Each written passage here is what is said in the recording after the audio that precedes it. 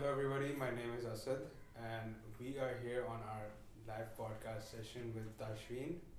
And our podcast is all about Aao Baat Kare. Hashtag Aao Baat Kare is a place where we go into a deep dive with our guest to know more about the awareness and what is all about mental health.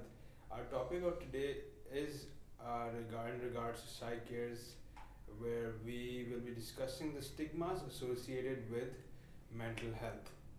I have my guest here today. His name is Tashfeen Ansari, who is a master life coach, and he has also published his own journals. So, thank you for being with us here today, Tashfeen. It's an honor to have you. It's a pleasure to be here. And what I would be suggesting is that we start off with the main question as to what is mental health. Okay. Alright, so let's just get started then. Yeah, alright. What is mental health? Mental health, I mean, comparatively, it's a newer field of science. Not compared to, like, let's say physical health and biology and all those things. Those things have been around for quite some time compared to psychology and mental health. So what we need to understand is that our body could be divided into two parts, right? Two sources of functioning, like any machine would be. Right. So there's the physical aspect of our body, which is the tangible evidence, like our organs, our, let's say, our heart, brain, liver, bones, or backbone. So that is what we call physical, or like more biological health. Psychological health or mental health then comes into the more conscious state of mind, where we would go into our thoughts, like how are that kind of how let's say how healthy are our thoughts for us, for people around us, that kind of a situation. So I think that would be one distinction of mental health, that it's not something tangible, but it is something that's present within us. It's what makes us human. That's what something would, let's say, sort of like distinguish us between other animals, Right. that we have a conscious self which has thoughts and all those things. So that being healthy or not healthy, when somebody talks about your thoughts being healthy or your thoughts being positive or negative, and if your thoughts are affecting you and other people around you, that would be mental health in its in a very simplistic explanation. Okay, so I feel like mental health has to be out there, and Mhm. a lot of people have been asking, well, if mental health is supposed to be the exact amount of good in you to really show how your mental capacity is. Mm-hmm. Is it got to do anything with mental capacity, or is it completely different from physiological symptoms? I mean, look, mental capacity. This would be the same old question about, let's say, IQ and EQ. I feel that, like, mental capacity. I mean, what is mental capacity? Like, there's a very big misconception that we only use, like, let's say 2 or 10% of our mind, and everything else is that's been falsified, and it's more of a myth that's been busted. So mental capacity wouldn't be something that can link to your mental health. I feel like what is more relevant and what we should look at more is that everybody does use the entirety of their mind. Right. But what needs to be understood is that your mental health is a reflection of what you've been through when you've been growing up and developing as a human being, and what you've learned. Right. And what you've learned, then basically what you've been through and what you've learned is what you project out into the world. So whatever has been going inside your mind is what eventually will come out. It's a pretty simplistic thing to understand, I feel. So it's nothing to do with capacity of your mind. It's just that what information has been fed to you, how you've been socialized. That is the, let's say, a Right. link towards your mental health and how you project that in the world, basically. So all I think about mental health is, when you just clear it out, is the fact that mental health has to be really up close towards your EQ and IQ, and it has to have a social feeling to it, where you can be able to accomplish a few things with the help of that mental well-being. Mm-hmm. Is it a balance in your mind that is out there for you to know, or is it something that is innate or inborn?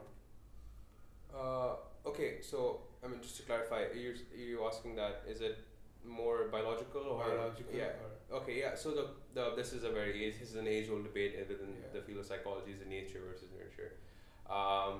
I feel like, I mean, if you look at most literature, if you look at most academia, or ask any professor in university, just to like not cause any trouble or not cause any disputes, they'll tell you it's 50-50, that it is biological as much as it is psychological. So you do inherit, by fact, genetically, you do inherit some, let's say, trauma even from your parents. You do inherit mental illnesses from your parents, because these things do end up into genetic code, and then they are transferred from children. At the same time, obviously, with new fields such as epigenetics, which will tell you that whatever you do go through in this world, whatever, how you socialize, what you learn, you can change the makeup of your genetics as well within this lifetime. So you can, again, you can say the nature is important with the biology factor of it. Obviously, you have hormonal changes and all those things as well. You get into an accident, it affects the area of your mind. So biology has to do a lot of there. But at the same time, if you change the sociological, let's say, implications and the socialization of somebody, that can also again have similar effects, if not greater, to somebody's mental health as well. So they go hand in hand, maybe 50, I would say 51-49, 51 towards nature, 49 towards socialization. It's a lower quartile. Yeah, so just 49%, it's not that much of a difference, but for me it's like you are given some biological factors you're born with, and everything goes through that filter, but later on you will have a very big chance, where everybody does, to like change that using what they learn and what they can do in their lifetime, basically. Good. So another thing that what a lot of psychologists ask nowadays and are really need to know about how it's going to come across is that we've been getting queries like, does mental health have stigmas? And those stigmas arise because of some people not having the knowledge of the right stigmas. Do you think that stigmas are really the question in doubt towards mental health? I feel like, yes, I think, look, it's my belief that before we tackle any mental illness as a society or as a clinic or as an individual, the first thing we need to eradicate is stigma. And the reason stigma is there is because of lack of awareness. So this is how it would go. So you have, the more awareness there is, the less of the stigma is. If there's a lack of awareness, the more the stigma grows. Because what happens is, as humans, we fear things we don't know, right? So if you don't know something, we're going to fear it. And our default defense mechanism would be to, like, whatever we don't like, we tell ourselves we don't, or we fear, we'll tell ourselves that we don't like that thing by default. And that's what happens not just with mental health, with everything, but since mental health is a new field, and in populations where we don't have enough awareness of something, we're afraid of it. And when we're afraid of it, like I said again, we will tend to like stigmatize it or keep it outside, or say it's not part of us, it's not normal. So stigma becomes born. So if you can raise awareness through, let's say, education, to talking to people, giving workshops, spreading the message, that if people actually come to understand this is something normal that everybody goes through, and it's just as serious and just as equal of a concern as physical health is, because it is. Once you understand that, once you understand that it is also very, very much, like, I wouldn't say fixable, because I don't like using that word, but it's very much it's a problem that you can solve yourself. Right. It's one of those obstacles that life throws at you.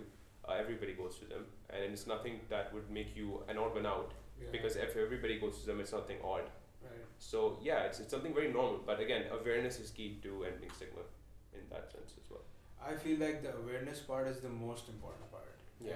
And sometimes you just feel that having to do too much towards how you need to make awareness is the real reason why mental health is somewhat neglected, because people think that usually when you're not giving it the entirety of your whole know-how, you won't be able to spread the message towards the audience as to how mental health can actually have a lot of implications that might be problematic for you in the future. Yeah. So do you think if there are any problematic implications towards mental health, what would those be? Problematic implications towards mental health. Again, this all happens with stigma, right? Yeah. So let's say you stigmatize something. When you stigmatize something, what happens is two things. Either the person who's going through that problem does not get the help they should get, number one, right? And that obviously severe, basically it sort of makes the problem more severe, worsens it. Now that is the first step, right? Now what happens after that is, number one, it could be a self-fulfilling prophecy. So let's say person A has a mental illness, is stigmatized, they don't get the help they require, the problem gets worse, the fear of the public is that this person's gonna act out. He's not sane. He's crazy. He doesn't get help or she doesn't get help. She's going to start to exhibit symptoms of being, let's say, crazy, because the mental illness is going to get worse if you don't deal with it. That becomes a self-fulfilling prophecy. So it sort of like solidifies that same fear that, look, I told you this guy or this girl is like, she's crazy, and this is why we like keep people who are mentally ill away. That one, something that happens. Number two, what happens with stigma and implications of that is obviously that the person self-stigmatizes. So when you're labeled as something, when you're labeled as, let's say, crazy, or you're labeled as, or you're alienated out of the normal, you will, and especially something that happens when you're a child, when you're growing up, and when you're isolated amongst, let's say, your peers.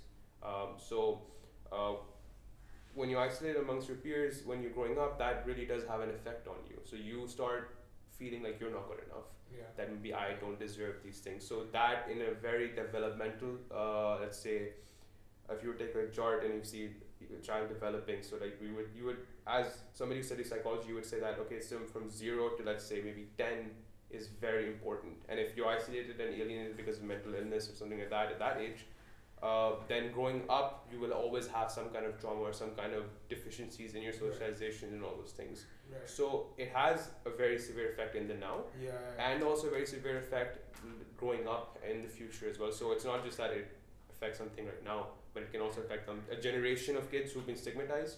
We've been through that process because our generation now, kids nowadays are still more, let's say, aware of mental illnesses. We weren't, nor were our parents, nor our generations before that. So you can see the severity of, let's say, midlife crisis and all these things, and depression and anxiety. They're much more severe at their age, and probably, hopefully not ours, but chances are our age as well, because of the lack of awareness. So a lot of things that can go wrong because of these stigmatization, basically. And it's very well said, Tashfeen, and I completely agree with the fact that it develops over time, and it has to have some sort of intervention so that you know that you are not the one who's suffering alone. Intervention in today's world, everybody should be well equipped with the fact that psychology is something that is really there to support you. And as a life coach, I would suggest that you guys are the ones who actually bring out the real person out of the human being who really has an effect on different scenarios. So as a master life coach, have you ever had a patient who has been through multiple disorders and illnesses that are really problematic for the future? Well, look, okay, so again, with life coaches, I don't deal with people who have, let's say, clinically diagnosed illnesses. So I haven't, not that I haven't met people or never have had somebody come to me who did not know that they had something serious. So I've had people come to me, again, lack of awareness. People don't even know that they have a mental illness to begin with. But yes, I do have dealt with people with like some anxiety issues, some stress issues, and all those things. It's just that, again, having seen people, having worked with people similarly, even when I was getting my training back in the day, it's just that it's not something to fear, I feel, again. And the reason I operate, the reason other psychologists, counselors, life coaches, we all operate is because people are still not as well equipped to deal with these things themselves, because again, the lack of awareness, not really know what to do, how to do it. Like obviously at one point in time you still do need mental health professionals. I mean, problems do get like they're out of hand, but if I can give a very small example, sometimes medicine, right? If you get a normal sickness, if you get just a cold, if you get a flu, you get fever, just a normal illness, right? We have evolved as much that we do know that, okay, we can self-medicate. What do we do? How do we take care of ourselves when we're like ill? But psychology sadly has not reached that point in time where we know exactly how to deal with onsets of mental illnesses or onsets of stress and anxiety and sadness, which might lead to depression. Therefore, what we do and what I do, at least in my practices, I will never give advice, and I don't think any psychologist gives any advice. It's more about the client's journey of self-discovery, and because everything at the end of the day, my goal is that my client leaves my office when our sessions are over, they don't need me anymore. I've equipped them with tools and understanding of their own mental health and their own mind to take care of it themselves, so they don't never will need me again. That is my end goal. That's how I operate with my clients, and I feel that's how most mental health professionals operate with their clients, be it psychologists, psychiatrists, anything. So yeah, I think that is one area that needs to be think more understood that it's not that we will tell you what to do. Yeah. It's that you already know what to do. Yeah. You just need to get to know yourself a bit better before you do it.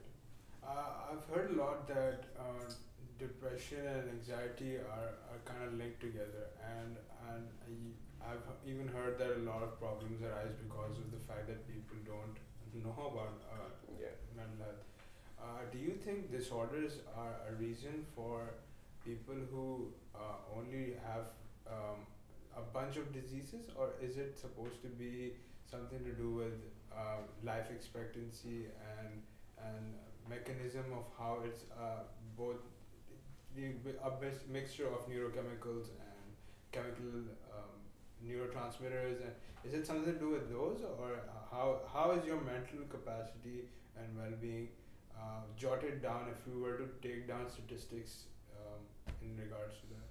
Alright, so I'll start with the last thing you said with statistics. See, with the problem with statistics is there's a very I think the way the statistics have been gathered throughout time, there's been a problem that the academic world has now come to realize is that majority of the statistics that have been calculated have been from the West. That's the first thing that we need to understand. The second thing we need to understand is that a lot of diseases, a lot of mental illnesses sort of have been labeled or pushed towards one sex or one gender.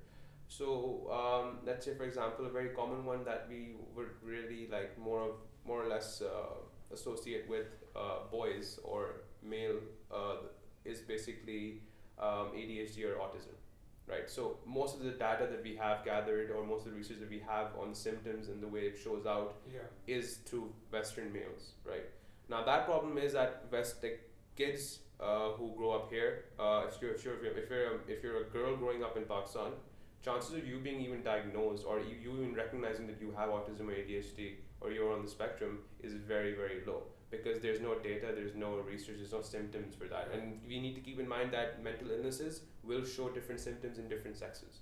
So let's say for majority, again, speaking through research, this will vary a lot. So this isn't generalizable that it's not going to be everybody's the same case, obviously.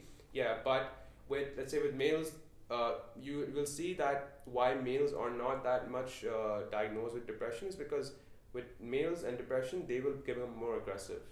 Oh, okay. They will become more aggressive, become more angry. So you will, and then that leads to the label of, oh, he's a guy, he's just going to be aggressive and angry. No, but chances are he actually might be depressed.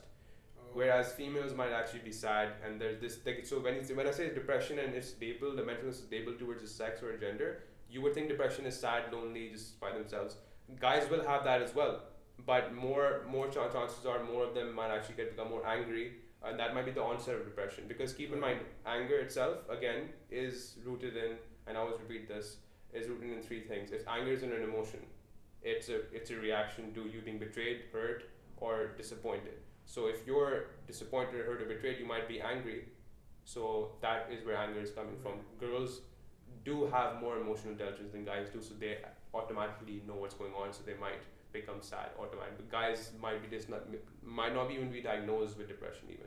And same with girls. Girls might have ADHD or autism, but we might not know because they don't know the symptoms, we don't know the symptoms. So there's a very big gray area, let's say, in the research and the data we have. That is it's something very concerning, obviously.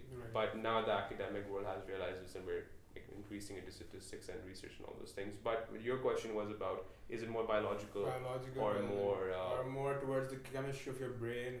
It's neurotransmitters. It's both. So how everything is connected towards how you have this flow of emotion, outrage, anger.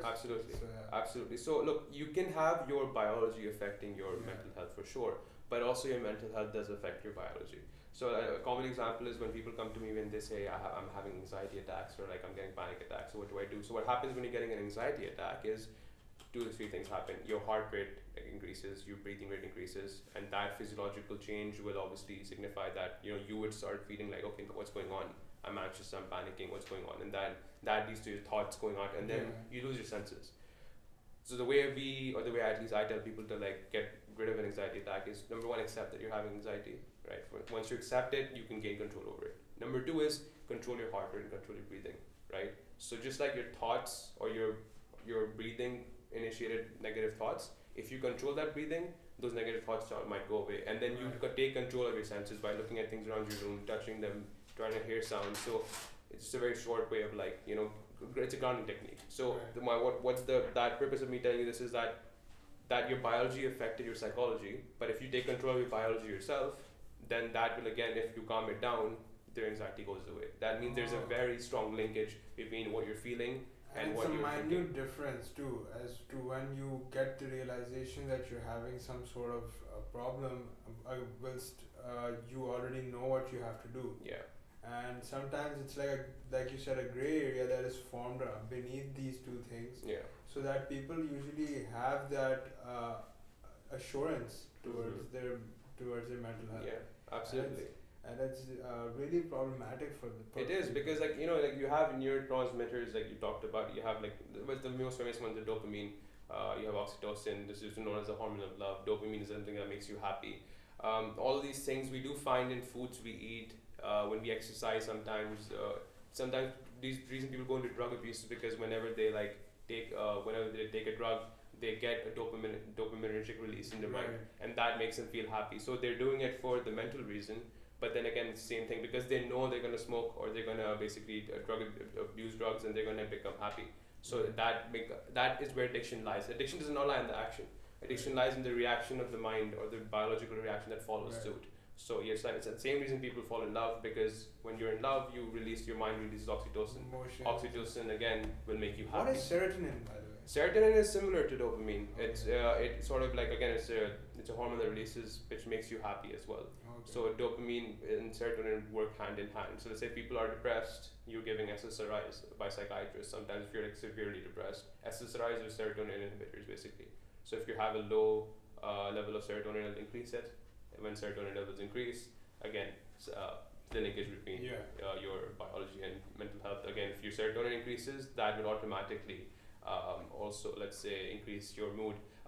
Another pop culture reference, like chocolate and ice cream. These chocolate and ice cream are known to be dopaminergic, they increase your dopamine. Do you know that I've heard that if you have a knack towards having chocolate, it's really got to do with your pleasure principles. Absolutely.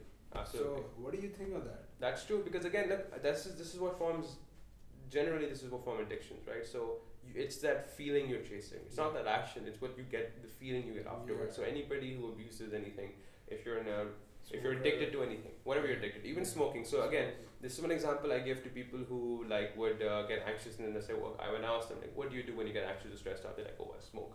So the link between that is, remember when I just mentioned that, you know, when people come to me with anxiety, I say, you know, just take a deep breath, right? Meditation is the same thing. So what happens when you smoke? So when you take a cigarette, you so it's the nicotine obviously is there, but it's that breathing exercise you're doing while you're smoking that's actually calming you down. It's like reducing the levels of stress. So smoking, when people leave, like when they're thinking of leaving or quitting smoking, the problem I tell them is that, okay, the nicotine is there, but you're actually addicted to the stress relief that you're getting, not the nicotine.